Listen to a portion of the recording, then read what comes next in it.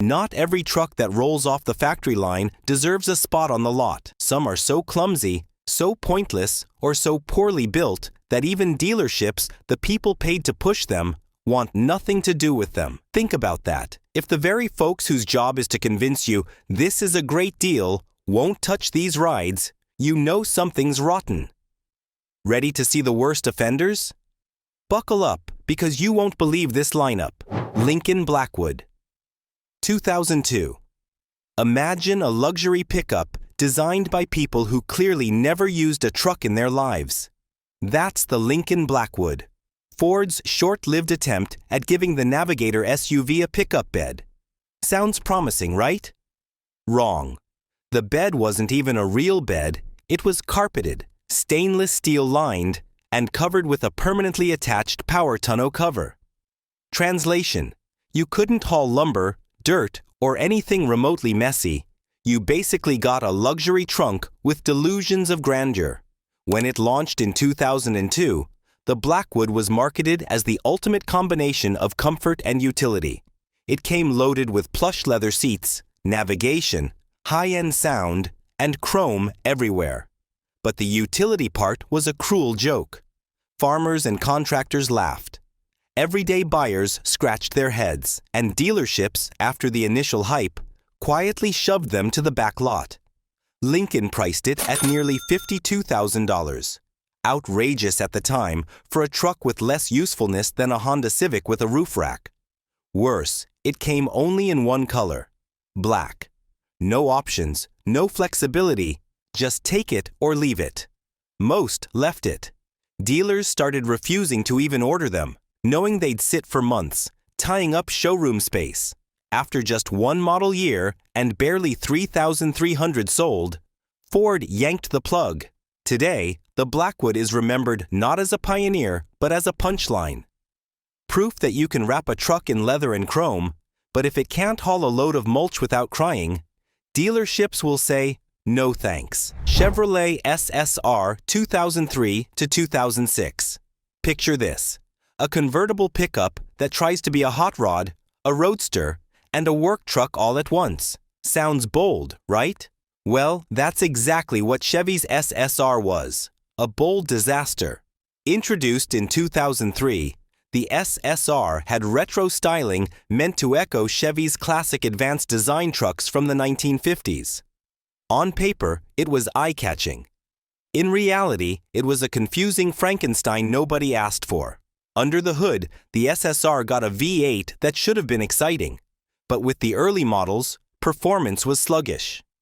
0 to 60 took nearly 8 seconds. That's embarrassing for a vehicle that looked like it wanted to drag race. Later versions got the Corvette's LS2 engine, but by then, the damage was done. Word had spread that this thing was all show, no go. And let's not forget practicality, or the lack of it. The bed was tiny and covered with a hard tonneau that limited what you could carry. Hauling furniture? Forget it. Helping a buddy move? Good luck. It was the least truck-like truck Chevy ever built. Buyers wanted either a real pickup or a real sports car, not this awkward middle child. Dealerships were stuck with them. Many even offered huge discounts just to get them off the lot, because customers walked past SSRs shaking their heads. Chevy hoped nostalgia would sell, but instead, it created one of the most ridiculed experiments of the early 2000s. By 2006, production ended with fewer than 25,000 units built. Dealers breathed a sigh of relief, and the SSR slid into history as a failed mashup no one wanted to buy. Subaru Baja, 2003 to 2006. What happens when you try to mix a sedan, an SUV, and a pickup truck into one? You get the Subaru Baja, the car-truck hybrid that confused everyone and satisfied no one. Released in 2003, the Baja was supposed to be Subaru's adventurous answer to the American pickup market. It had Subaru's signature all-wheel drive, quirky styling, and just enough bed space to make you think it could haul things. The problem, it couldn't. The Baja's bed was only about 3 feet long, smaller than some shopping carts. It wasn't practical for hauling lumber, tools, or even a decent-sized cooler. People expecting truck capability quickly realized they'd bought an Impreza wagon with a haircut. And if you needed to tow, forget it. The Baja's 4-cylinder engine made towing more than 2,400 pounds feel like dragging a piano uphill with a bicycle. Dealers hated them because they were impossible to pitch. Who was the target buyer? Outdoor adventurers wanted something tougher. Urban drivers didn't want the awkward styling. Pickup enthusiasts laughed it out of the showroom. Subaru tried jazzing it up with two-tone paint, flashy cladding, and marketing slogans about sport adventure. None of it worked. By 2006, after dismal sales and a lot full of unsold Bajas gathering dust, the model was axed. Today, a few die-hard fans still love them for their oddball charm, but for dealerships, the Baja was a nightmare. It was like trying to sell a Swiss Army knife with only a toothpick and a nail file left, technically useful. But nobody wanted it. Dodge Rampage, 1982, 1984. The early 1980s were a weird time in the auto industry. Gas prices were up, compact cars were in, and Dodge decided to throw a curveball. A front-wheel drive, car-based pickup called the Rampage. Sounds innovative, right? Instead, it became a textbook example of what not to do with a truck. The Rampage was built on the Dodge Omni platform, which meant it was more car than truck. It had a tiny 2.2-liter 4-cylinder engine that barely coughed out 84 horsepower. Hauling even light cargo felt like punishment for the engine. Put a couple of hay bales in the back, and the Rampage wheezed like it was climbing Mount Everest. And let's talk about the bed. It was so small that it defeated the purpose of calling it a pickup. Dealers couldn't sell it to contractors, farmers, or families because it wasn't capable of real work. It also wasn't sporty or stylish enough to attract car buyers. It lived in no man's land. Dealers quickly realized stocking Rampages was a financial sinkhole. Unsold models piled up, leading to discounts so steep it looked like Dodge was paying customers to take them away. Only about 37,000 units sold over 3 years. And by 1984, Dodge quietly killed it off. Today, the Rampage is remembered as a brave but doomed experiment, a truck that dealerships dreaded as soon as they saw it unloaded from the transporter. Mazda Rotary Pickup, REPU, 1974-1977. Mazda is known for its quirky rotary engines, but putting one in a pickup truck? That was the experiment that created the Rotary Pickup, or REPU. Launched in 1974, it sounded like a cool idea. Combine sporty Mazda engineering with truck practicality. But the result was a truck that confused buyers and gave dealers headaches. The rotary engine was high-revving, smooth, and fun in sports cars. But in a truck, it was thirsty, underpowered for heavy loads, and unreliable. While competitors were offering durable V8s or frugal 4-cylinders, the REPU guzzled fuel like a muscle car yet couldn't tow or haul like one. In the middle of the 1970s oil crisis, this was a disaster.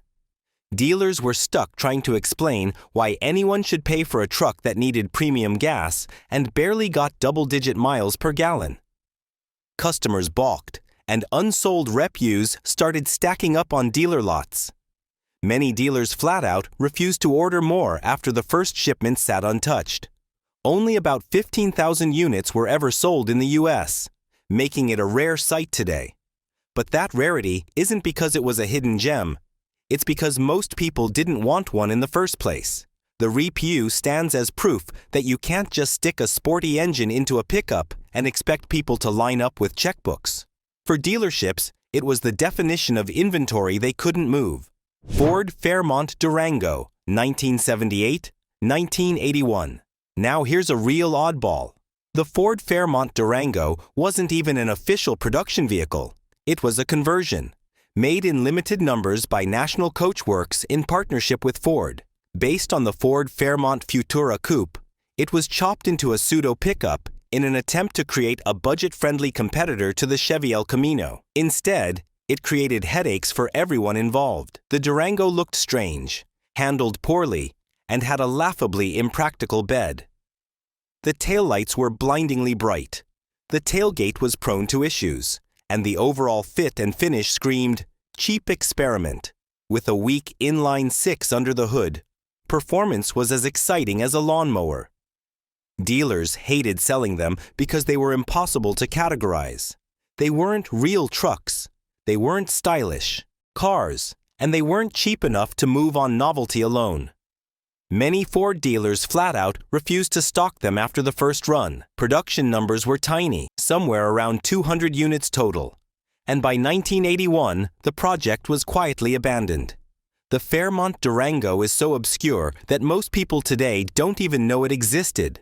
For dealerships, that's probably a blessing. They saw firsthand how unmarketable it was and avoided it like the plague. The Durango's legacy is a cautionary tale. Just because you can hack the back off a coupe and call it a truck doesn't mean you should. Dodge Dakota 2000. Sometimes a truck earns a bad reputation, not because of how it looks, but because of how it falls apart. That's the case with the early 2000s Dodge Dakota. On paper, the Dakota was supposed to be the perfect mid-size pickup. Bigger than a compact, smaller than a full-size, and with just enough muscle under the hood to handle work and play. In reality, it became infamous for catastrophic reliability issues that scared off both buyers and dealerships. One of the worst horror stories came from the rear wheel assemblies. On some models, the entire assembly reportedly separated from the truck within just a couple of years due to rusted-out backing plates. Imagine spending good money on a brand-new truck, only to see the wheels literally fall off the frame. That's not just embarrassing, it's dangerous. The Dakota also had major rust issues across the body and undercarriage. Owners complained about paint bubbling, fenders corroding, and frames weakening long before the truck should have shown any wear.